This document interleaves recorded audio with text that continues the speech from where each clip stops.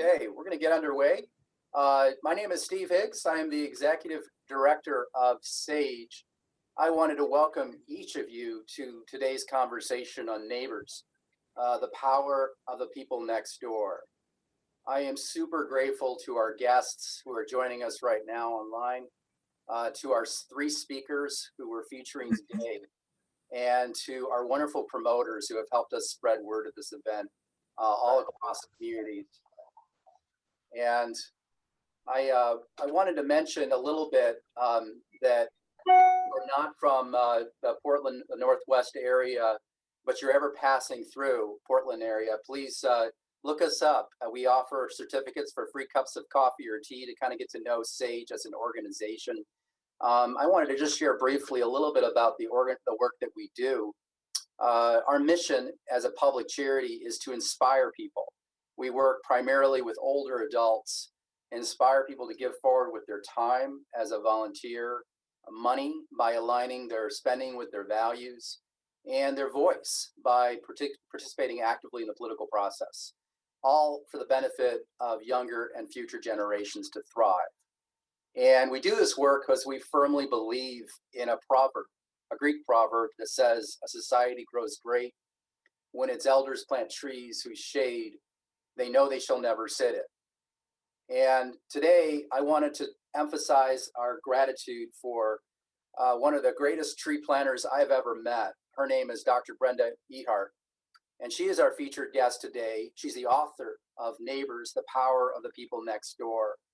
For those of you who haven't gotten a book yet, I encourage you to check it out. We're going to be putting into the chat a link to the book website.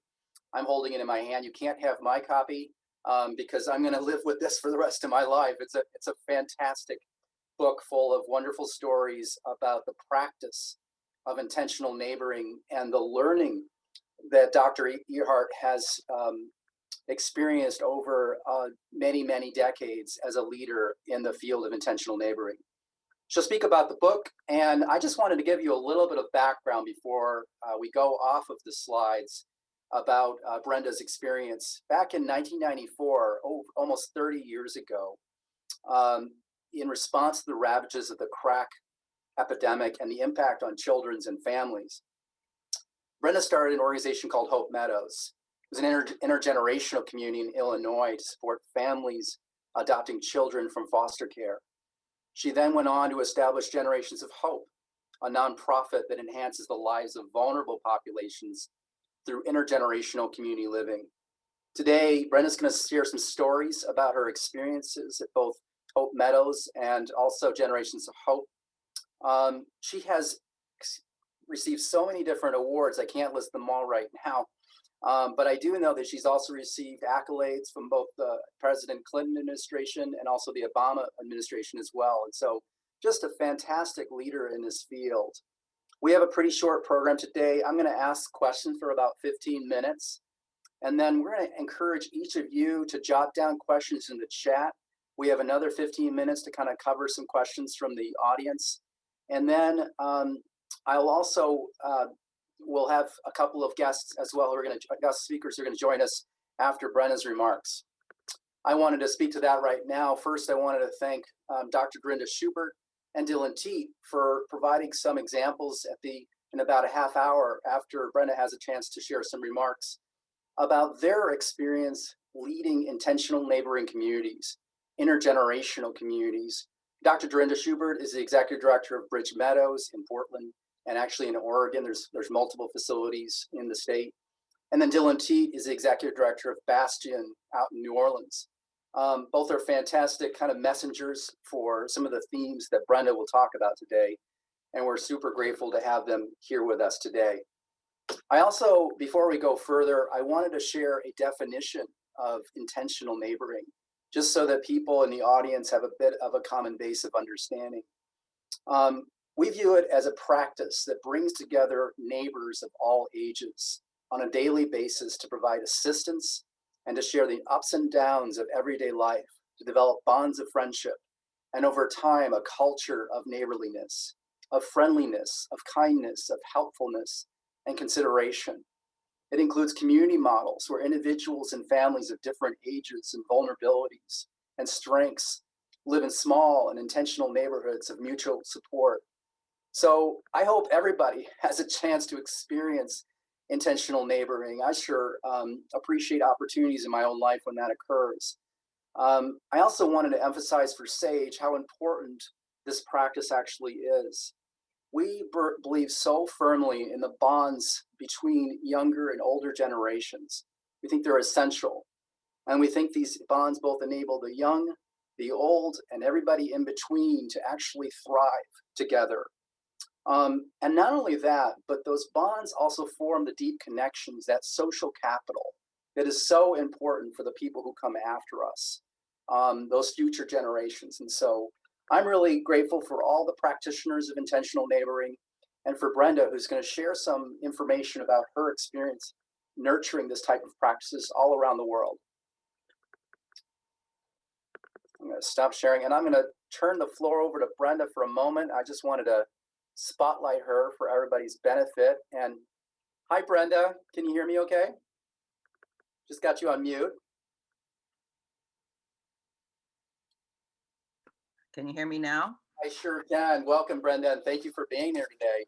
Thank you, and thank you so much for the kind words. Yeah, I just wanted to ask you a few questions just to get started here, and then we have some questions I'm sure coming in on the chat as well. But, you know, this probably seems maybe obvious to you, but when I reflected on this event, kind of one of the first questions I have is, why do neighbors matter, just more broadly? Well, it's a pretty easy question. Thank you. Neighbors actually have the power to heal and unite us, something this country desperately needs right now. But it does that by filling our lives with joy and love, with a sense of belonging and a sense of meaning. And that happens through caring relationships. And I want to tell you just a couple stories that illustrate that. Kenny was one of the first children to come to Hope Meadows. I don't think you shared this, but Hope Meadows was formed around the needs of children in our foster care system at the time who needed adoptive families. And so Kenny came to us and joined a family who eventually adopted him, and he came from the foster care system. When Kenny came to us, he was about 5 years old, and like many of the children, had a very difficult past, troubling past with physical abuse, mostly physical abuse, emotional abuse, lots and lots of neglect. And for Kenny, the result was, one, that he did not have any sense of self at age 5. He couldn't use a personal pronoun. He couldn't say the words I, me, mine, for example. And when we asked him to draw a picture of his family, he would draw a stick figure, you know, the line for the body, lines for the arms and the legs, and a circle for the head. He did that for a mom, he did it for his dad, he did it for his brothers and sisters. But when it came to drawing his own picture, he did the line for the body, the arms, and the legs, but he didn't draw any circle for a head. He simply he had been so neglected, I believe, that he, at age 5, didn't have a sense of self. He had multiple emotional problems and would run away a lot. When he would run away, his grandpa Al, who was a senior, that's the name they asked to be called at the time. This was 25 years ago. So that's what I call them. Maybe today they would want to be called something else, but I'm going to use the term senior to honor them and their wishes. Anyway, his mom, when Kenny would run away, and that's not his real name, when he would run away, she would call, not the police, she'd call Grandpa Al. He always somehow had a sixth sense of where Kenny was. And he'd find him, he'd sit down, they'd talk, he'd listen very carefully, and then he would walk Kenny home. And then he would sit with Kenny and his mom till information came out about what was going on in Kenny's mind at the time. Kenny was, as you can imagine, very far behind in schoolwork. And when he was about 10 or 11, another senior at Hope took on the task of every Saturday morning having him over for a huge breakfast, and then they would read. And her task that she took on was to help Kenny learn to read.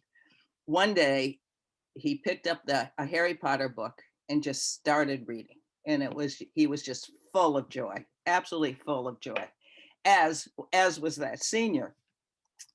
And he would stop by Grandpa Al's house and read to Grandpa Al because he was so excited and so pleased.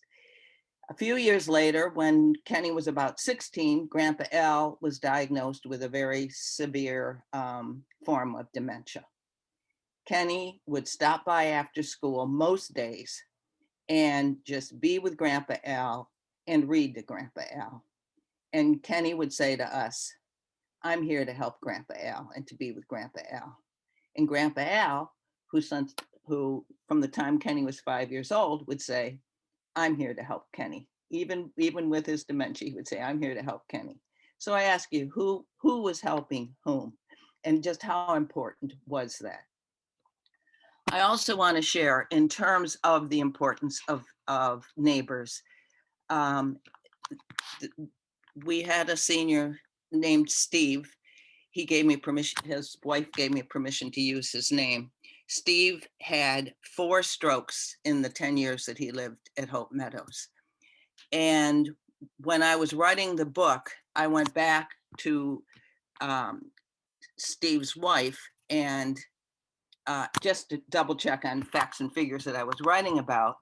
And she told me that in the last year or so of Steve's life, he told her repeatedly that the very best decade of his entire life was the 10 years that he spent at Hope. I was stunned. And I said, how can that possibly be? He had 4 strokes. And she said, it's because he said he had so many friends, he had so many people who cared about him, and he had so much to do. His life, she said, was his life was full, and he was truly blessed. I went on to talk to other surviving spouses who all told me the same thing. One woman, one senior, Effie, told me that she'd been married for over 50 years to George. And she told me that he had passed away. And she told me that she had never, in all the years of their marriage, seen him as happy as he was when he was at Hope. Because again, he had so much to do and he had so many caring relationships. So I think that is indeed why neighbors are important. They fill our lives with meaning, love, joy, with a strong sense of belonging. And frankly, I don't think there's anything more important. Research is telling us that these relationships are as important as food and shelter, but we're a long way from really incorporating that into our programs, policies, and simply into the way we think.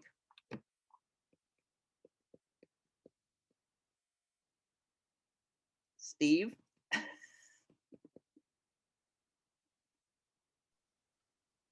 Welcome back, Brenda. I'm so sorry about that. All right, let's carry on. Can you hear me okay? I can. Yeah, I think it has Zoom shut down there. Hey, for everybody on the conversation today, I wanted to just take a moment and share a appreciation to each of you for just all of the connection points we've been able to continue during this pandemic. But we do experience breakdowns sometimes with Zoom as well. And so I apologize for that breakdown, but I wanted to welcome you all back to the program. And Brenda, hopefully while I was frozen, hopefully you were able to share a little bit more as well. But where did we leave off? I know you were talking about Kenny and Grandpa Al as well. And I had another question for you, which was concerning the actual culture of care through neighboring that emerged at Hope over the years and how that actual culture came about.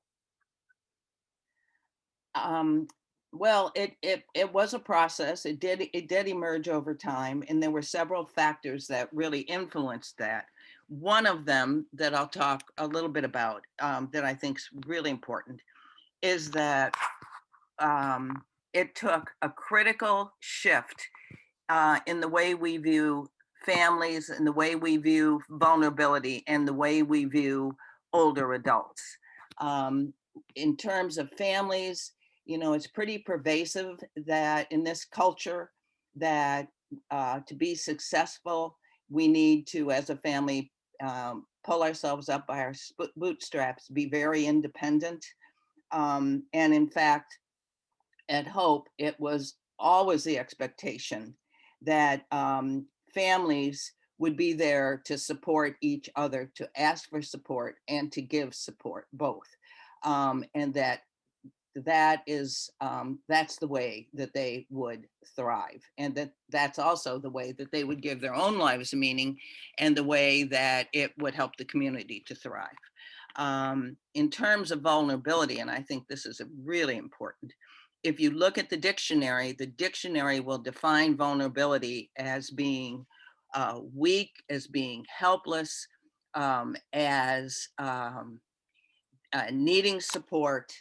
Um, we think of people who are vulnerable, in the term vulnerability, as a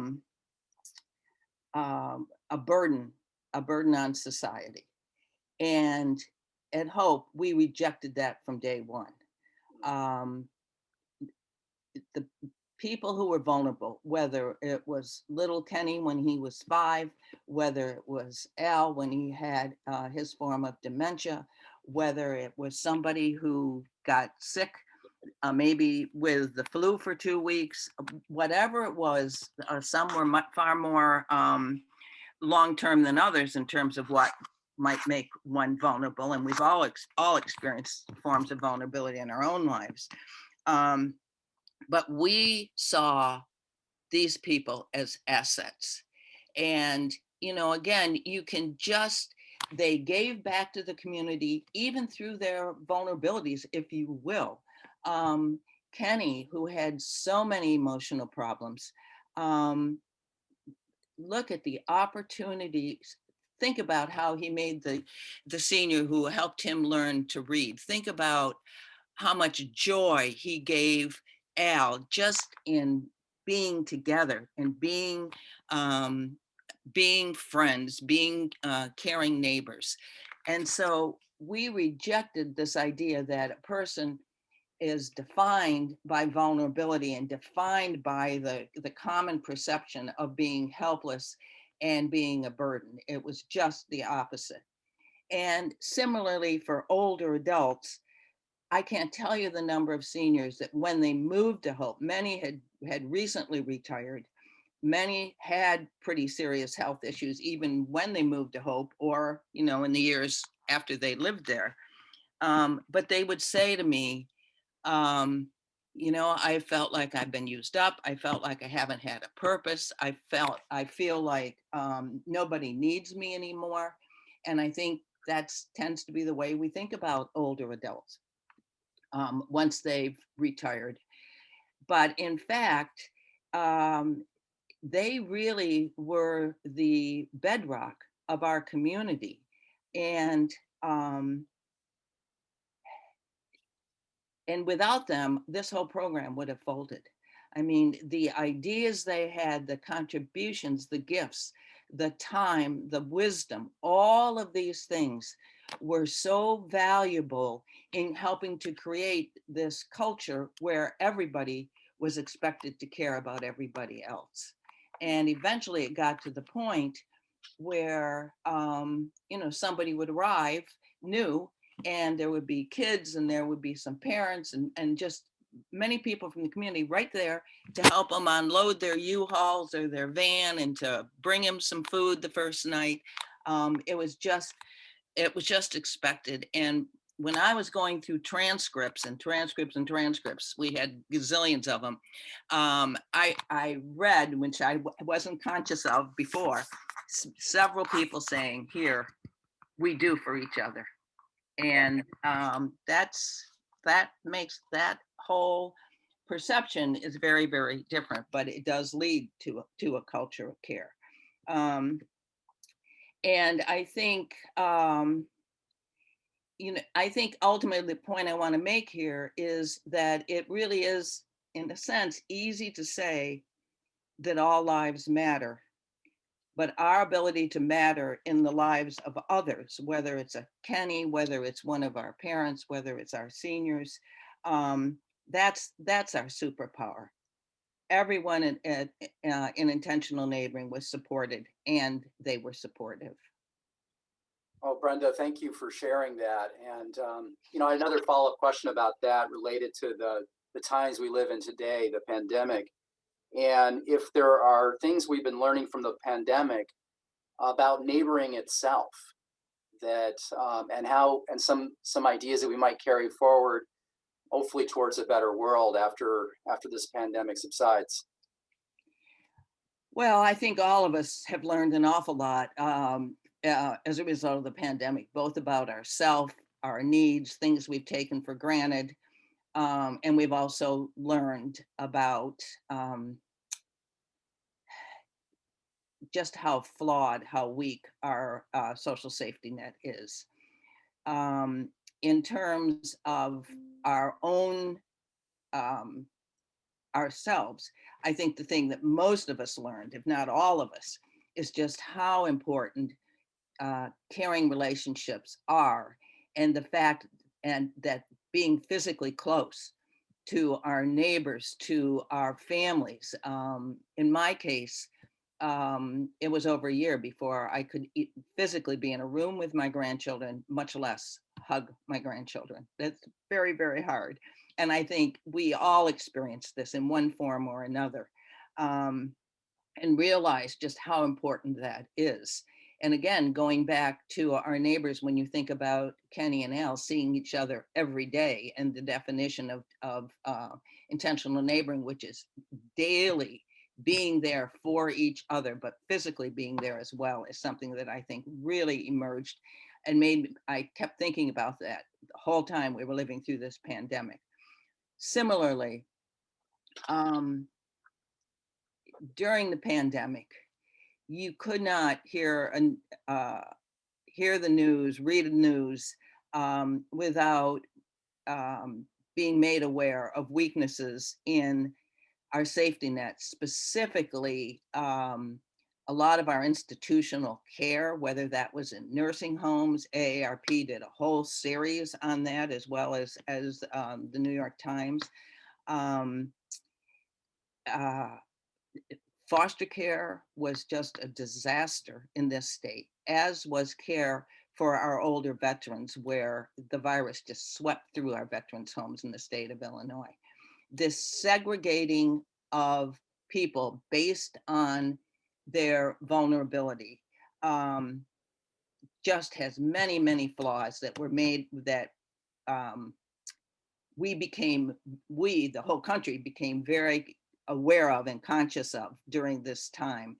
And um, I think it's through neighboring and caring relationships that that that are so important to the health and the well-being of all of these people that the safety net is trying to address, that we really have to begin to think about how we incorporate um, the expertise of the people next door, along with professionals, into the policies, programs, and practices that we have been living with for years. We've really got to change the way we're going to deal with the infrastructure of care and building it up in a very different way. And I Well, think, Brenda, that was the part with the idea of recognizing the talent and experience and the role that neighbors play um, as a in sync with our professional kind of communities, our counselors and such. In that part of the book that you wrote, I think I dog-eared and wrote 15 stars all around that content. It was so beautiful to kind of think about the lessons you've learned through just what's the term you use? The ordinary magic yeah, of our neighbors. I did have a kind of a broad question about the learning about intentional neighboring and how that can be applied to other neighborhoods as well. I mean, we're going to hear in a moment about Rich Meadows, about Bastion. We've heard a bit about Hope Meadows as well. But In the broader kind of sphere of neighborhoods, what are some of the things that you've learned from your experience that really you think would apply to people everywhere? Well, I think a couple things quickly. One is just the core values that I talked about at the beginning about thinking about families, thinking about the term vulnerability or people we know in our lives who we label as vulnerable, and thinking about older people and really shifting the way we think about them. And all of us can do that, and it makes a real difference. And in relation to that, when we're doing something in our communities, planning some kind of program, trying to quote, fix a problem, I think one of the things all of us can do is ask ourselves the question, would I be making this decision? Would I be developing this kind of program if I were doing it for my own children, for my parents, for somebody I know who's very, very ill? And I think a lot of times we would say no, that we plan things for others, but they're different from what we would do if it were in our own family. And so I think that's a question that we can all ask ourselves.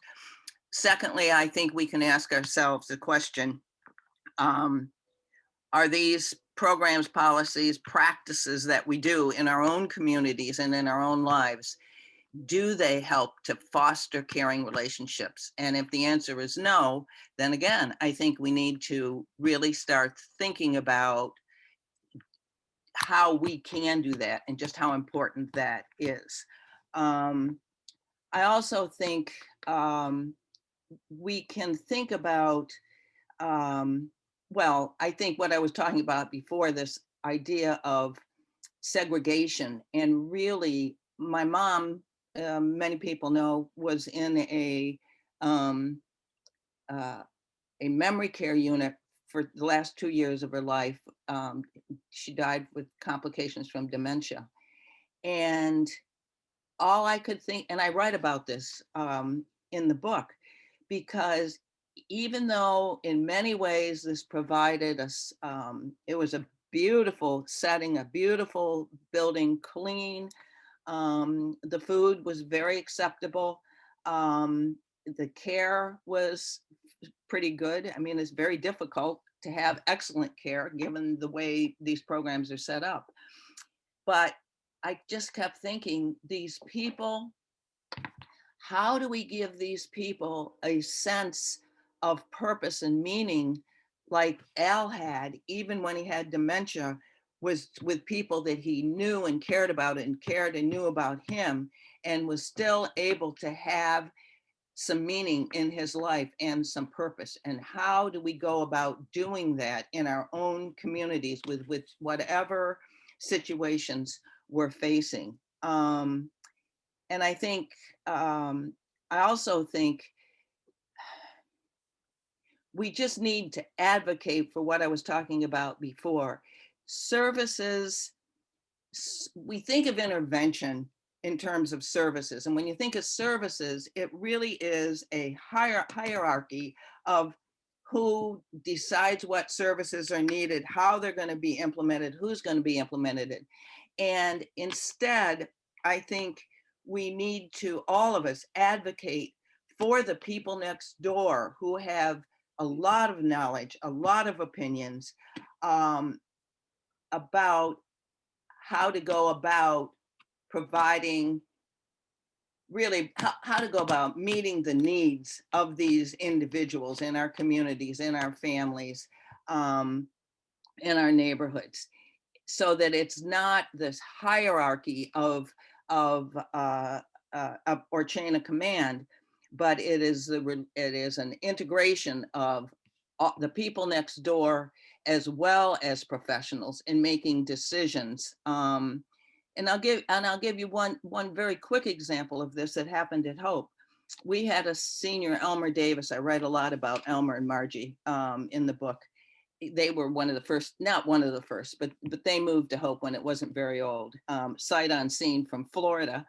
And after Elmer had been at Hope for several years, he was diagnosed with cancer, and he had to have radiation treatment in Champaign, which was about 30 to 40-minute drive from Hope Meadows, where Hope Meadows was. And the seniors had formed a morning coffee that they had in our community center, which I think is highly important, to have one of those if you possibly can in your neighborhood. And at coffee, somebody asked if people would volunteer to drive Elmer, you know, to for his radiation treatments one day a week or whatever. And they initially had 4 people sign up, I believe, and then by noon or 1 o'clock, they had, I don't know, it was 13 or 14 people. Wow. The professionals in the community, you know, I call myself a professional if you want, you know, we didn't, they came to my office and told me they had done this, and I was ecstatic. I was ecstatic that the community had taken that on. And again, think about that. Those people, they felt it gave them meaning, it gave them purpose. The people who were taking Elmer, and look at what Elmer got. He got a friend to drive him there. He could talk. He loved to talk and tell stories. You know, they would bring him back, and that went on for 6 weeks. If Wow. we'd had a van, for example, they would have immediately gone to quote the office, which was in the community, and expected us to take care of the problem. Instead, it was the community. The idea came from the community. The idea was executed from the community.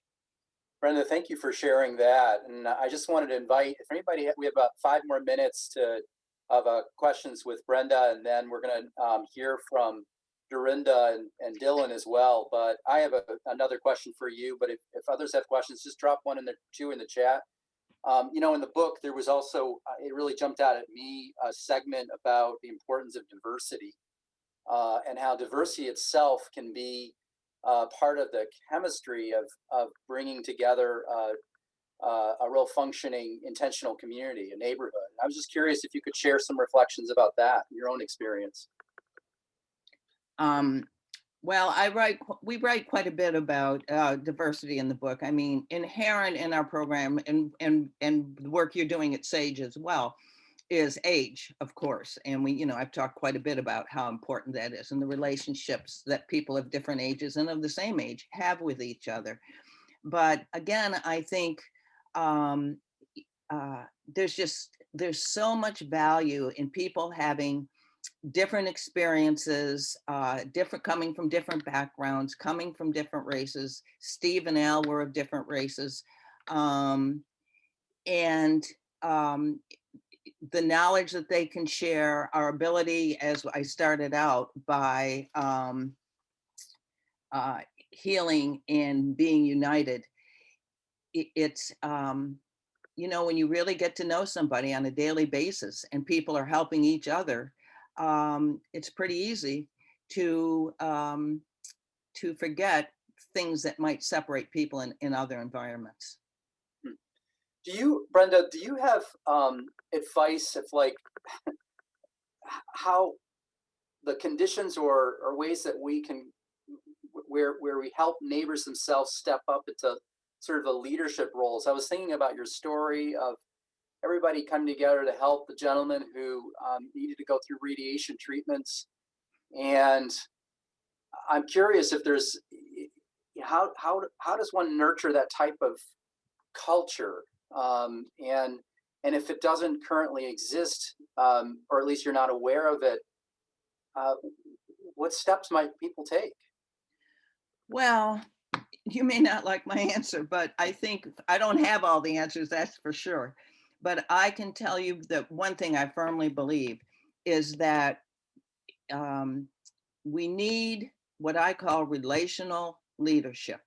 And that means when we're taught to be leaders, for the most part, we're taught to be in charge, to make the decisions, to know what's best, and to lead and to help people. And in relational leadership, it's really based on a belief that what I've been saying throughout this episode is that everybody is important, everybody can contribute, and that I certainly, in running Hope Meadows, if you will, did not have all the answers. And the the things that we did were just amazing, all coming from the community.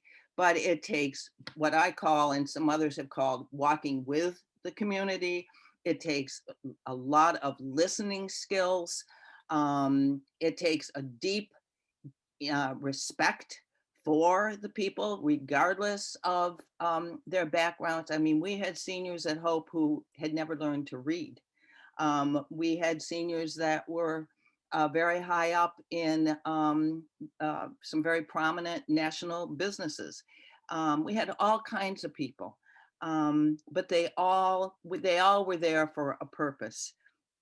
And I think relational leadership, um, in many ways, in communities, maybe what you need is to go to a prominent institution in your community. It could be a church, it could be a hospital, it could be a university.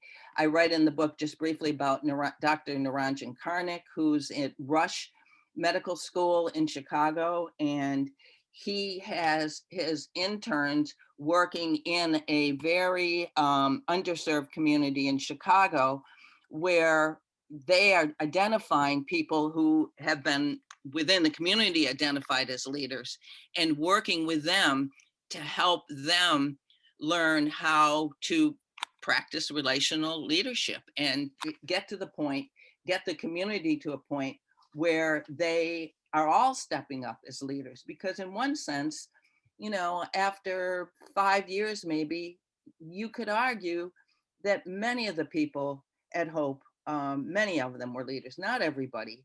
It's never going to be perfect. We are human after all, but it's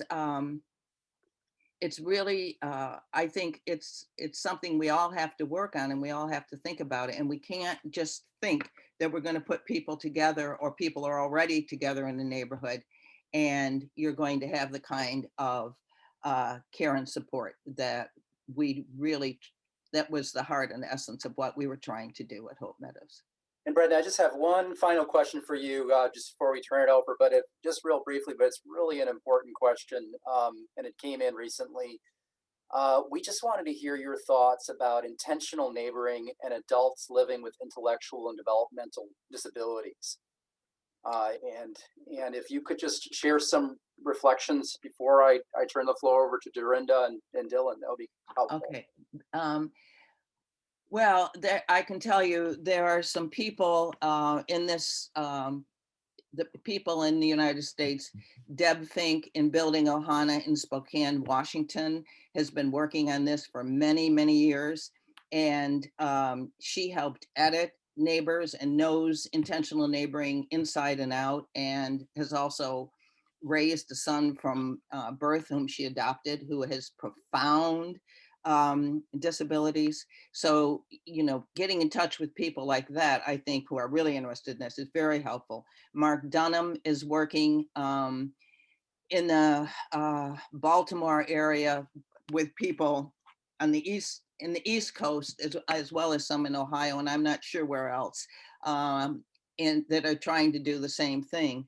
But I know that Deb is committed to having diversity, as you were just talking about, and not having a community only for people with disabilities, and having a place where you say those people live. We've done that too much. We've segregated, and it's difficult because the way we finance programs, the way we finance housing, all is related to segregation, for the most part, related to segregation, related to, in some cases, how you get your financing. So it's an uphill battle, but I think we have to keep these key values in mind, whether people have intellectual or developmental disabilities, whatever their special needs are. I will also tell you that this is an area where there is a profound need for these shared intergenerational communities, as you have referred to them. for these young adults who are um, their parents are getting into their 60s, 70s, 80s sometimes. Most of them in that generation were raised at home. When I was young, these people were always put in institutional care. But over the last 20 years, most of these young adults now have been raised at home, but the parents can't do it anymore. And they're desperate for the kinds of communities that we've been talking about for their kids, and where their kids, who are now young adults, can also, as I said earlier, be valued for their gifts and talents, and not thought of as a burden, which is often the case.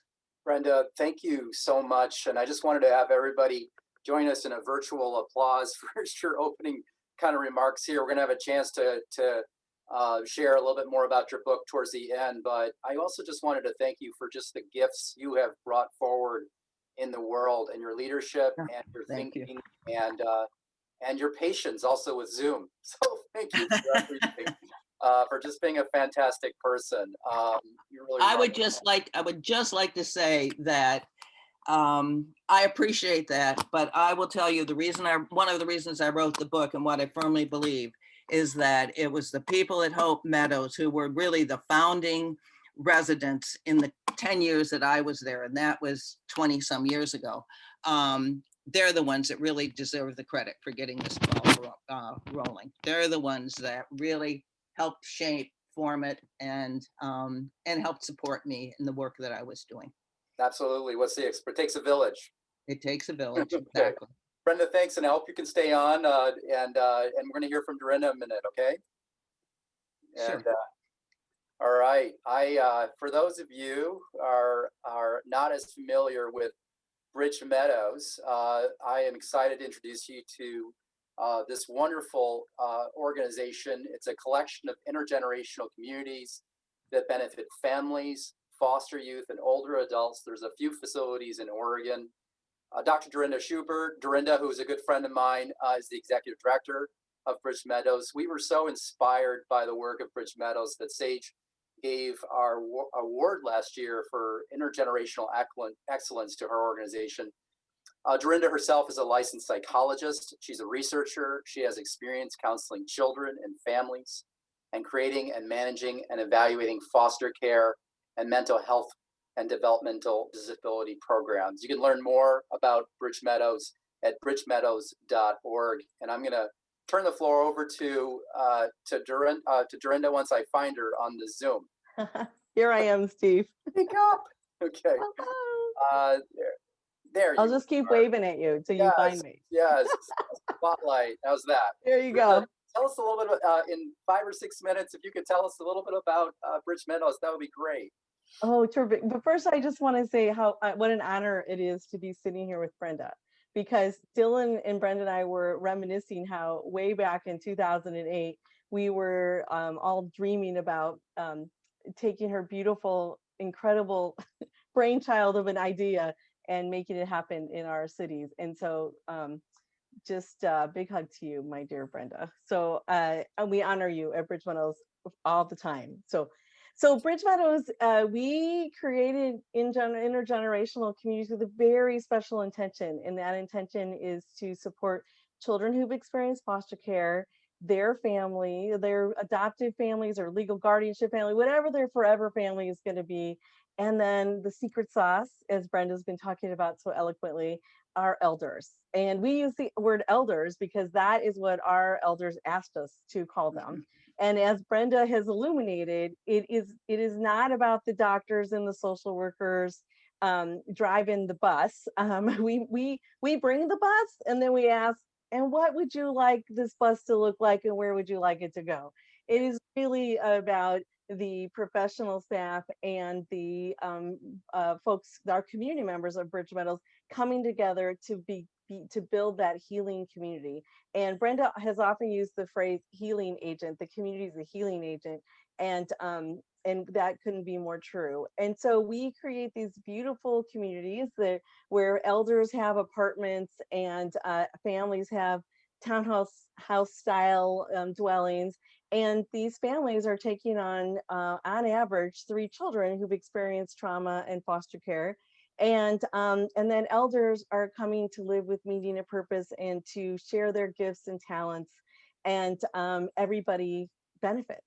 And not only do the people who live there benefit, I will say the staff benefits as well, because we are part of the community. And Brenda talked a lot about the safety net, and that is what we think about with Bridge Metals communities, that they are the safety net for people to land, to grow and to learn and to flourish. And I will say, well, we have knitters in the community, and they are our mental health specialists who come and help knit the community together. Because as Brenda said, you cannot have elders, parents, and kids throw them in a building and think it's all going to show up well together. You are helping people bridge relationships and create relationships across differences. And we had some beautiful examples of that during COVID, when one of our youngsters said, school's hard, I'm trying to figure it out. But what I'm really worried about is, how are our dear elders doing? Are you okay?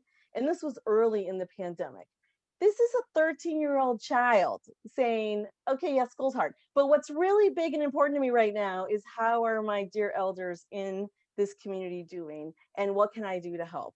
And elders worrying about the kids and their schooling, and having these creative ways to help them by sitting 6 feet apart with masks outside, working on book reports, and parents then having a chance to just breathe, that they had some support. And I really want to say, here's how we know the model really works. I mean, we've got lots of data. Dylan's got lots of data. Brenda's got years and years of data. But let me just give you a story.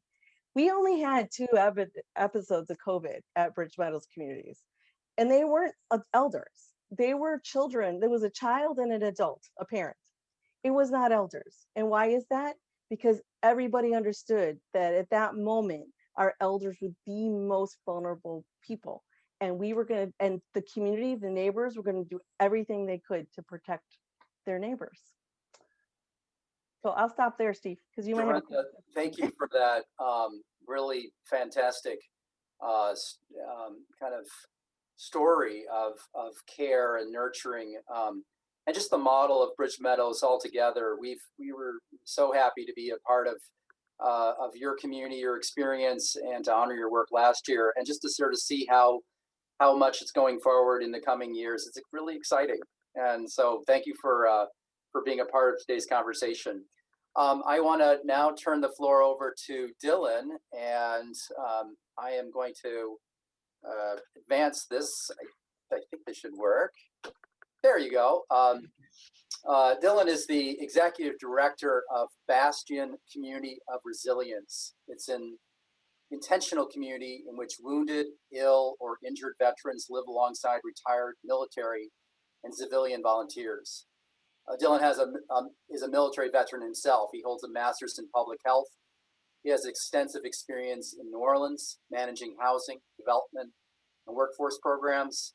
You can learn more about the organization, joinbastion.org. And, Dylan, before I turn the floor over to you, I just wanted to thank you up front for your service to our country, and also the model you set in terms of intentional neighboring. I'm really grateful for all the ways that you are making a contribution, and I also am grateful if you could shout out so I could find you on Zoom. Yes, there you are, right here. Can you see me? Right. Yeah, there you go. Okay, thank you, Steve, and welcome everyone. Actually, welcome to Bastion. I'm in what we call our Purple Heart room, where we do a lot of community programming. I'm going to turn my camera to the window so that you can get a glimpse of our beloved community here at Bastion in New Orleans. This journey really began for me upon redeploying from Iraq and moving here to New Orleans 3 months before Katrina. At the time, I also had a lot of friends coming back from Iraq and Afghanistan with traumatic brain injury. I remember going to a group home that was funded through the VA for warriors with traumatic brain injury. And I just thought, we can do this better. Yeah. We can do this way better. And I was lucky to stumble on a blueprint, which Brenda developed at Hope Meadows, a blueprint for community as the intervention.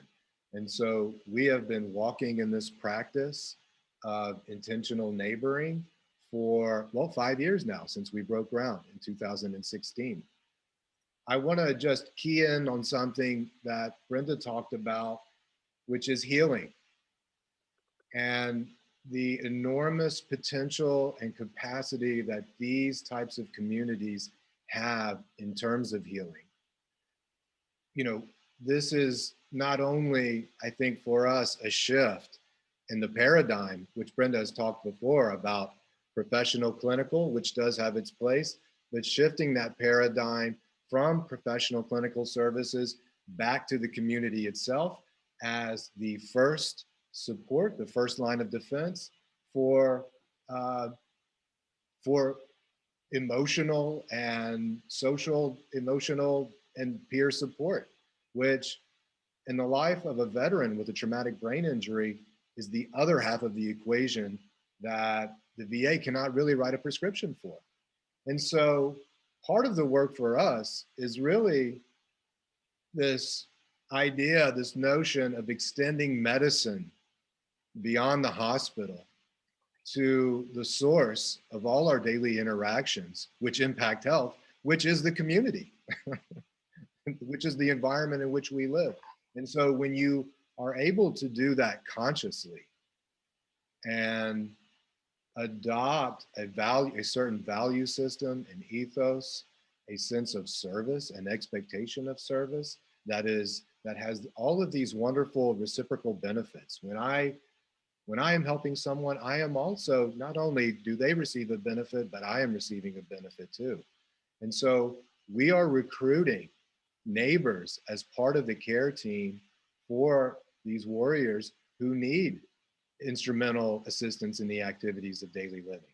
So I just wanted to talk about and acknowledge the work of healing that these communities, we heal faster, more optimally in community. And what we're learning here at Bastion is that the levers for that are a sense of belonging and connectedness. We have data which we can point to that that is really kind of demonstrating that capacity. So it's great to be with you all, and thank you, Brenda, for blazing this trail. I love you. Yeah. Well, Dylan, thank you for sharing that, both the personal example and also the way that Bastion itself is serving others as well. And we're really just grateful for everything. I also wanted to mention, since we're getting close to the end of time here, there's some great questions that are coming in on the chat.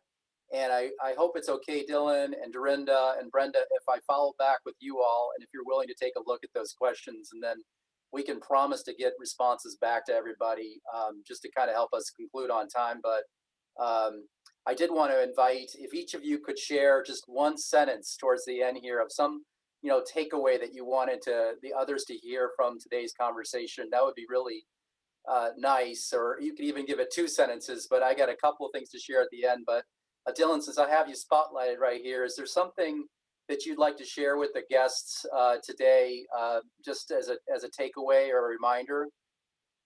Well, it's a lesson that I learned from Brenda, which is that no matter our ability, our age, our experience, our own individual trauma, that we all have this enormous capacity to provide care for others.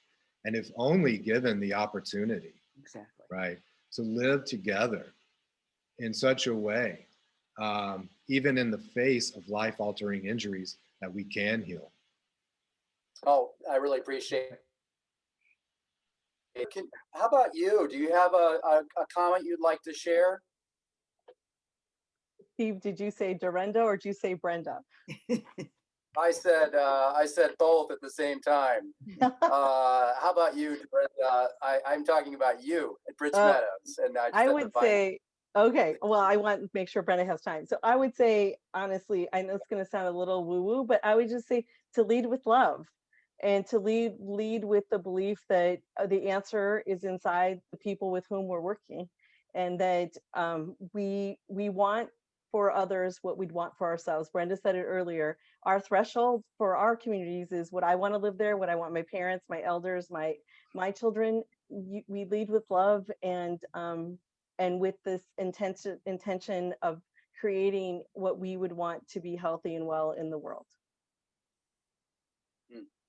Really appreciate that. How about you, Brenda? Is there anything closing remarks you'd love for folks to walk away with today? Brenda? Well, I love what both Dorinda and what Dylan just said, and totally agree with them, of course.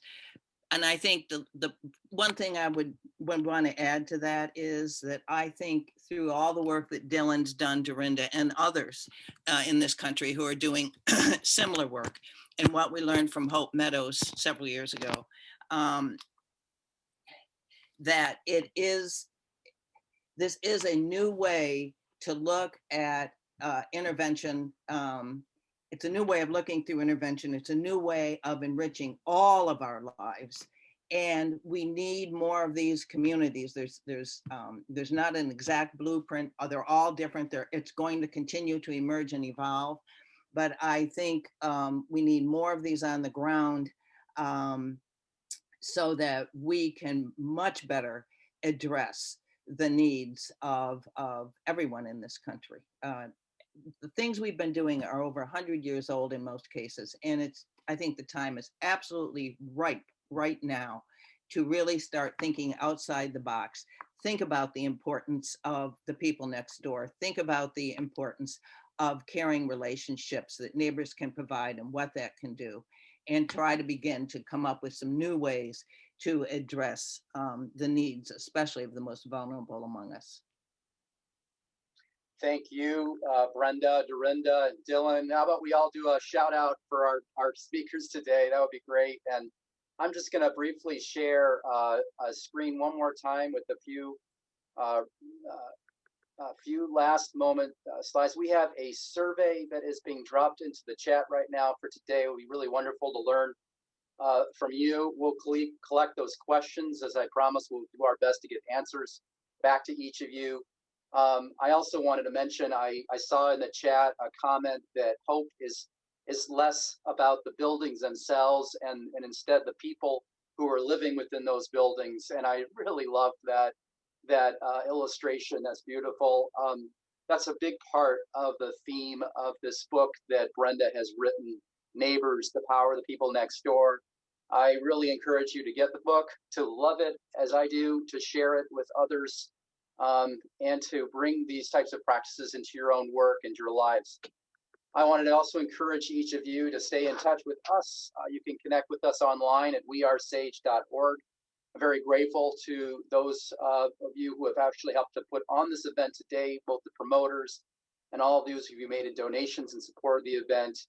And I also wanted to mention that if there were some key ideas that you heard today that you really could see about practicing in your own life or sharing with others, I just want to leave you with 3 words, which is to pass it on, to pass on something you might have taken away and to share it with others who you care about, and to know that we are very grateful for the work that you're doing in your own communities. Thanks, everybody. And I'll stick around for a little bit if people have any questions, but I also wanted to just honor everybody's time. I know people are busy. And again, have a good rest of the day and enjoy your summer. Thank you, Steve. Yeah, thank you.